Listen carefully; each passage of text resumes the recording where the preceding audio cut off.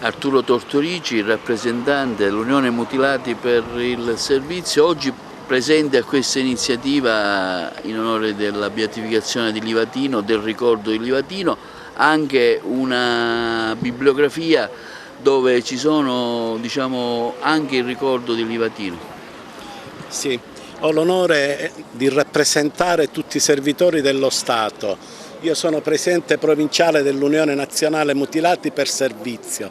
Chi siamo noi? Noi rappresentiamo tutti i corpi di polizia, tutti coloro che sono morti nell'adempimento del proprio dovere per fatti di mafia. Ed era dovere e obbligo oggi essere qui presenti per ricordare la giovane figura di allora morto nell'adempimento del proprio dovere per combattere la mafia. Da solo si parte da Canicattì con un'utilitaria, grande magistrato.